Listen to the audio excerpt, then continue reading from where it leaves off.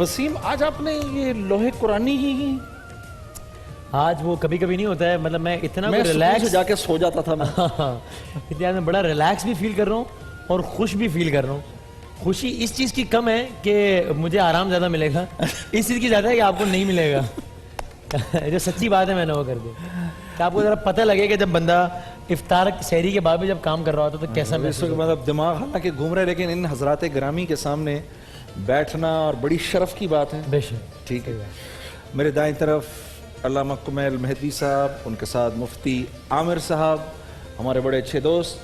بائیں طرف اس رمضان میں پہلی دفعہ ہمارے پروفیسر انوار احمد زئی صاحب. ان کے بارے میں ابھی سبی الدین بھائی نے بہت کچھ مجھے بتایا. میں نالائق اور لا علم انسان بہت تھوڑا جانتا ہوں ان کے بارے میں، لیکن جو ایک بات مجھے یاد رہ گئی ہے وہ یہ کہ یہ ادیب ہیں اور مجھے ادیب بڑے اچھے لگتے ہیں. آج کل کا ایک یہ فیڈنگ آرٹ ہے، اس کو اتنا انجوائے نہیں کرتے آج کل لوگ لکھنے کو.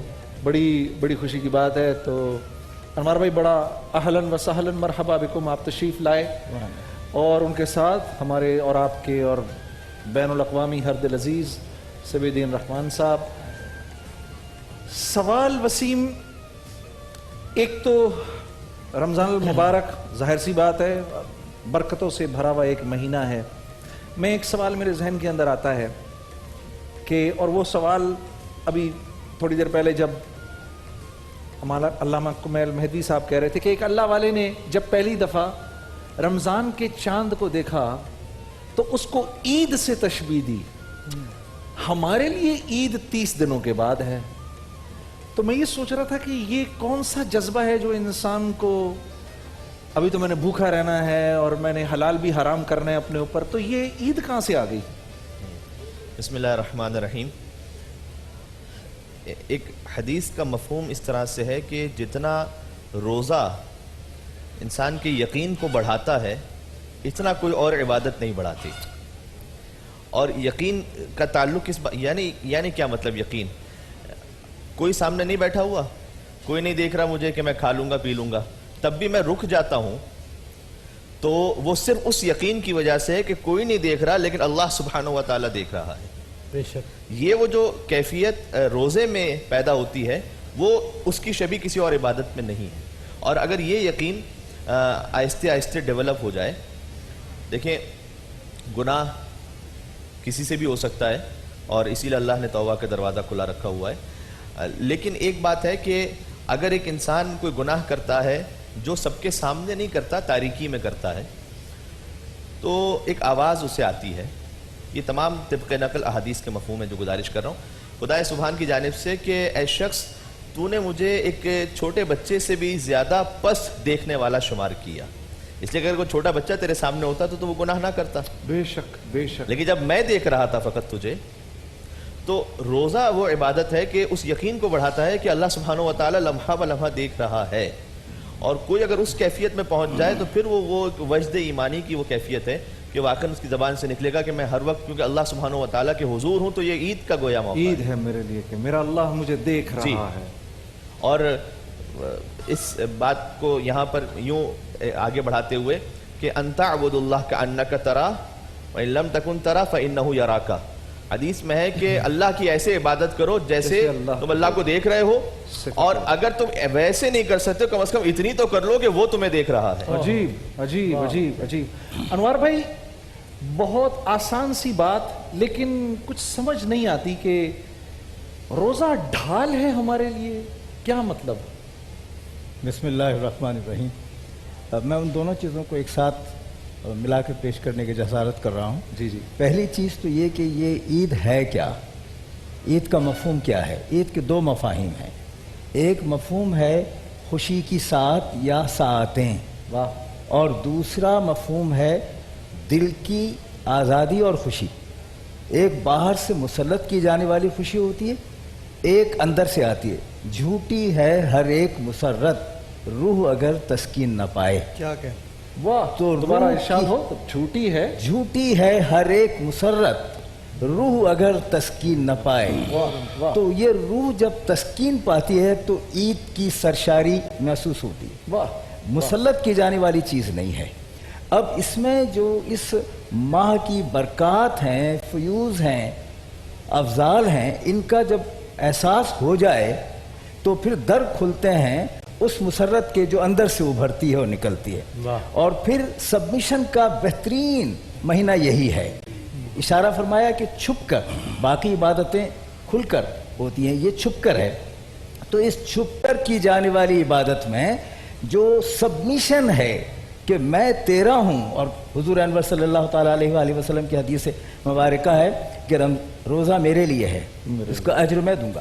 اللہ ہر اجر دے رہا ہے، لیکن اختیار کے ساتھ آپ یہ بات فرما رہے ہیں. تو دو کی جانب سے اجر ہو گیا نا، تو عید کا سما تو یہی ہوا، دونوں کی طرف سے، خالق کائنات اور باعث تخلیق کائنات، دونوں کی طرف سے. اور آخر میں وہ جو آپ نے فرمایا کہ ڈھال ہے، تو ڈھال اسی لیے ہے نا. اور ہمیشہ تیر کے سامنے روکنے کے لیے ڈھال اسی طرح ہوتی ہے کہ پورا مہینہ ہم اگر سبمیشن سے اور اللہ کے جو احکام ہیں ان کی تعمیل میں گزار رہے ہیں، تو گویا اب تک جتنی چیزیں کی ہیں یہ روک رہی ہیں. ایک تو آئندہ اس مہینے میں کرنے سے روک رہی ہیں، آئندہ عزم کرنے کے لیے تیار کر رہی ہیں، اور اب تک جو کیا ہے اس کی معافی کے لیے بھی یہ ڈھال ہے. اللہ آپ کو خوش رکھے. ماشاءاللہ. مفتی عامر صاحب، اللہ رب العزت فرما رہے ہیں یہ پہلوں پر بھی بھیجا ہم نے، اور اس لیے تاکہ تم متقی ہو جاؤ. کیسے؟ میرا مطلب ہے ہم تو اللہ کی بات تو سچی، صدق اللہ العظیم، بے شک. تو روزے کا تعلق تقوی سے کیسے؟ جی ہاں، بالکل روزے کا تعلق تقوی سے ہے. اس سے پچھلی امتوں پر بھی جب کتابیں نازل کی گئی تھیں تو اس کتابوں کے نزول کے، حصول کے، شکرانے کے طور پر حکم ہوا کہ اب روزے رکھو. رمضان کے مہینے میں ظاہر سی بات ہے کہ اس کی اصل جو اہمیت اور بنیادی مرکزیت ہے وہ نزول قرآن کی ہے. قرآن نازل ہوا شہر رمضان الذی انزل فیہ القرآن. بے شک. آپ جو سوال بھی کریں کہ رمضان میں رونقیں کیوں، برکتیں کیوں، روزے کیوں، افطار کیوں، سحر کیوں، رحمتیں کیوں، نعمتیں کیوں، تو جواب یہی ہے کہ رمضان کا مہینہ وہ ہے کہ اس میں قرآن نازل ہوا. بے شک. اچھا، قرآن کیا ہے؟ اللہ فرماتا ہے ذالک الکتاب لا ریب فیہ ھدی للمتقین. یہ وہ کتاب ہے کہ جس میں کوئی شک نہیں اور متقین کے لیے ہدایت ہے. اب جب قرآن دیا جا رہا ہے اور یہ بتایا جا رہا ہے کہ اس میں ہدایت متقین کے لیے ہے، تو ساتھ میں روزے بھی دے دیے تاکہ تم متقین بن جاؤ اور اس قرآن سے ہدایت لے لو. عجیب عجیب. یہ خاص تعلق ہے تقوی کا روزے کے ساتھ، کیونکہ روزے کا قرآن سے تعلق ہے اور قرآن سے ہدایت متقین کے لیے ہے. پھر اللہ رب العزت کی بارگاہ میں اللہ رب العزت فرماتا ہے ان اکرمکم عند اللہ اتقاکم. یعنی تمہارے اندر کوئی کسی بھی پائے کا ہو، افسر ہو، منسٹر ہو، کوئی بہت بڑا انسان کیوں نہ ہو، اللہ کے نزدیک مقرب وہ ہے جو متقی ہے، جس کا کریکٹر اچھا ہے. تو گویا روزہ آپ کو اللہ کے نزدیک مقرب بنا رہا ہے. عجیب عجیب. یہ روزہ اس لیے فرض کیا تاکہ تم قرآن سے ہدایت لے لو، یہ روزہ اس لیے فرض کیا تاکہ تم اللہ کی بارگاہ میں مقرب بن جاؤ. ماشاءاللہ ماشاءاللہ. سبھی بھائی سے تو میں سوچ رہا ہوں کہ نعت سنی ہے. ہاں، آج اختتام سبھی بھائی سے کروائیں گے. کریں گے. ٹھیک ہے. کیا بات ہے. میرے دل میں آتا ہے کیونکہ پروفیسر صاحب نئے پہلی دفعہ آئے ہیں تو میرا دل کر رہا ہے کہ پروفیسر صاحب کی بات سنی جائے. پروفیسر صاحب سے بات کریں، میں تو چونکہ آتا ہوں رہوں گا مسلسل. آپ سے نہیں، ہم نعت سنیں گے، اس کا اختتام خوبصورتی سے آپ کے ساتھ ہوگا. تو پروفیسر میرے دل میں یہ آتی ہے کہ اچھا اگر واقعی مجھے روزے سے تقوی ملے گا تو ذرا مجھے بتائیے کہ پھر یہ سننے والے سننا چاہتے ہیں کہ ایک مسلمان کو پھر فجر سے لے کر مغرب تک کا وقت کیسے گزارنا چاہیے مناسب ترین رمضان بات مفتی صاحب نے، حضرت علامہ نے جو ارشاد فرمایا، میں بات اپنے اکتساب کے لیے عرض کر رہا ہوں. دیکھیے، تقوی کا مطلب ہے بچنا اور تخصص کی منزل پر پہنچنا. منزل مراد پر پہنچنے کا راستہ تقوی ہے. واہ واہ. بنیادی ایک بات. عند اللہ اتقاکم. دوسری بات یہ ہے کہ یہ جو تقوی ہے، یہ جس طرح ارشاد فرمایا وہ ہے ہی اس لیے کہہ دیا گیا کہ کسی گورے کو کالے پر، کالے کو گورے پر امتیاز نہیں ہے. امتیاز اور تخصص صرف متقی یا تقوی کو ہے. تو جب تقوی اختصاص کی بنیاد بنا تو پھر اس کی تعریف بھی مختلف ہو گئی اور احتیاط بھی مختلف ہو گئی. یہاں میں صرف ایک بات میرے ذہن میں آ رہی ہے، وہ میں عرض کر کے اپنی بات کو مکمل کروں گا کہ حضرت امام ابو حنیفہ रदी अल्लाह ताला अन रहमतुल्लाह ताला अलैह, इनसे इनके हवाले से एक आयत है कि वो जा रहे थे तो कुछ पानी के छींटे आपके लिबास पर आ गए, बहुत कम थे, थोड़ा सा आगे जाके खुश्क हो गए, वो झड़ गए, लेकिन जैसे ही पानी नज़र आया आपने उसे धोने की कोशिश की और धोने लगे। तो जो साथ थे उन्होंने कहा, हज़रत आपका तो फतवा यह है कि इस तरह झाड़ दिया जाए तो धोने की ज़रूरत नहीं है। तो आपने फरमाया कि वो फतवा है, ये तकवा है। माशाअल्लाह। तो तकवा एहतियात का दूसरा नाम है, वाह। और ये पूरा रमज़ान एहतियात का इस्तिआरा है। क्या कहना? एहतियात। नबी अकरम सल्लल्लाहु अलैहि वसल्लम की एक हदीस है, हसनातुल अबरार सकियातुल मुकर्रबीन। आम लोगों की जो नेकियां होती हैं मुकर्रबीन बारगाह के सामने वो गुनाह शुमार होती हैं। यानी जो अल्लाह के मुकर्रब और मुत्तकी लोग होते हैं उनकी नेकियों का गिराफ और लेवल इतना बुलंद होता है, वो मेरे और आपके जैसी नेकियां नहीं करते। उनका खुलूस, उनकी बारगाह में हुजूरी, उनकी गिरियाउजारी, उनकी अल्लाह रब्बुल इज़्ज़त की बारगाह में कंसंट्रेशन इतनी होती है कि हमारी जैसी ना वो नमाज़ पढ़ते हैं ना इबादत करते हैं। यानी वो मुत्तकीन होते हैं, तक़वे के दर्जे पर फाइज होते हैं। इब्तदा में एक बात हुई थी कि ईद रमज़ान के आने को करार देते हैं। सैयदना उमर फ़ारूक रज़ी अल्लाह ताला अन्हो खलीफतुल दुमुम और अमीरुल मोमिनीन, ईद के दिन लोग खुशियां मना रहे थे और आप रो रहे थे। आप रो रहे थे ज़ारो कतार। लोगों ने आके पूछा, हुजूर आज तो ईद का दिन है, आप क्यों रो रहे हैं? फरमाने लगे, ईद उसके लिए है जिसने रमज़ान में इबादत करके अल्लाह रब्बुल इज़्ज़त की बारगाह से अपनी बख्शिश और मग़फ़िरत का परवाना हासिल कर लिया, उसके लिए ईद है। मुझे नहीं पता मेरी मग़फ़िरत हुई कि नहीं हुई। रिवायात में आता है कि हज़रत उमर फ़ारूक रज़ी अल्लाह ताला अन्हो के बिस्तर पे एक पर्चा गैबी मिला जिस पे ये दर्ज था कि उमर तेरी मग़फ़िरत कर दी गई। तो अब आप देखें कि ईद का तसव्वुर मुत्तकीन के यहाँ पे त्यौहार के हिसाब से दो ईदें हैं, लेकिन मुत्तकी जो होते हैं, परहेज़गार जो होते हैं, उनके यहाँ खुशी का, फ़रहत का, इन्बिसात का जो तरीक़ा होता है वो ईमान से, रूहानियत से होता है ताल्लुक़। उन्हें कोई खुशखबरी मिल जाए, कोई ईमान की ख़बर मिल जाए, नबी करीम अलैहिस्सलाम की विलादत की ख़बर मिल जाए, ये उनके लिए ईद हो जाती है, ये उनके लिए सबसे बड़ी ख़बर हो जाती है। नेकी का कोई परवाना मिल जाए, उनके लिए सबसे बड़ी ईद हो जाती है। यानी ये मुत्तकीन का मेयार होता है। जिस तरह एक दुनियादार होता है, उसे कोई दुनिया की नेमत मिलती है वो खुश होता है, एक मुत्तकी शख्स उसे जब कोई उखरवी नेमत मिलती है, उसे कोई ईमान और अजर व सवाब से हिस्सा मिलता है, वो खुश हो जाता है। ये है एक मुत्तकी का और गैर मुत्तकी का।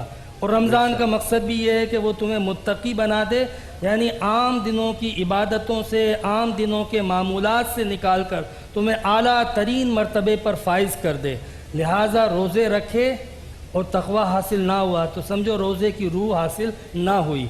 रोज़े का मकसद चूँकि तक़वा था और इस तक़वे का हुसूल कुरान से जुड़ा हुआ है और रोज़ा भी कुरान से जुड़ा हुआ है, तो लिहाजा जब रोज़ा रखें तो कुरान से हमें भी जुड़ना चाहिए, कुरान पढ़ना चाहिए, तिलावत करनी चाहिए, समात करनी चाहिए, कुरान फहमी होनी चाहिए, कुरान दानी होनी चाहिए।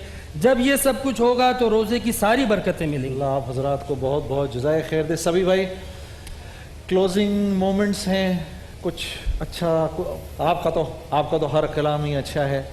चलिए एक कलाम सुनिए।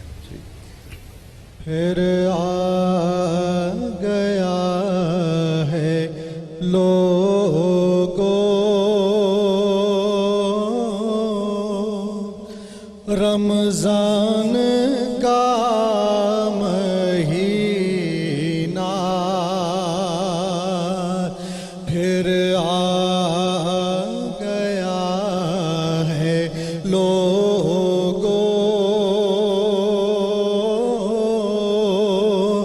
रमज़ान का महीना, कहते हैं जिसको दुनिया कुरान का महीना। अब रात दिन फरिश्ते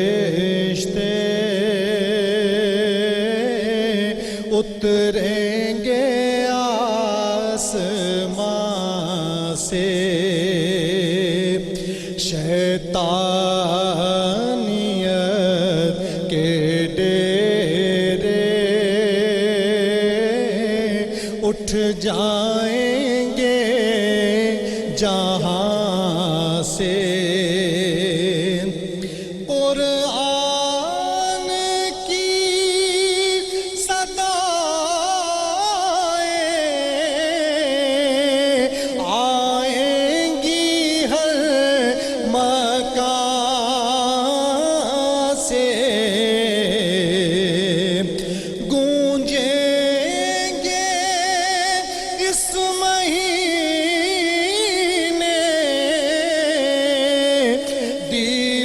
دیواروں در اذان سے پھر آ گیا ہے لوگو رمضان کا مہینہ اللہ کی